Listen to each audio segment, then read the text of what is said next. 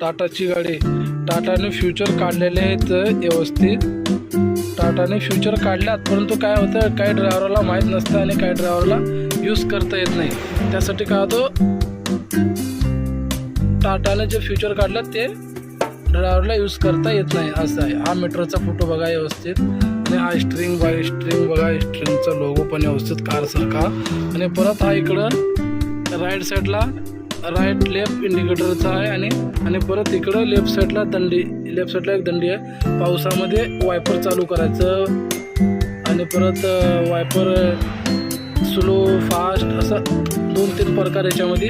आणि परत दुसरा विषय एक प्रकार आहे याच्यामध्ये RES हा सर्व गाड्यामध्ये आहे. BS6 मध्ये मिनिमम रनिंग हा असा रोड आहे, निवांत एकदम मोकळा रोडवर निवांत म्हणजे हे आपलं आराम भेटायचं. कारण काय, हा त्याचा RESच्या समोर हा असा गोल चिन्ह आहे. तो 40 लिहिलेलं आहे ना, 40च्या खाली तर कोपऱ्यामध्ये येणार हा चिन्ह तुम्हाला ग्रीन कलरमध्ये. आणि परत हा RES चालू करून मिनिमम गाडी 40च्या स्पीड पाहिजे. आणि परत हा RESUME GPS म्हणजे थोडंसं हलका आहे ना, असं पुश करायचं. असं पुश केलं ना, थोडं पुश करायचं, दाबल्यावर इथं हा RPM मीटर पैसे हा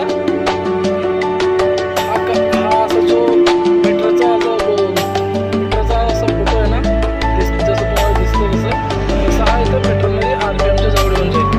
मग काय की रनिंग 45च्या वरती असेल तर हा RES लागू शकतो. आणि परत मी तुम्हाला दाखवतो. आता बघा, गाडी चालू झाली.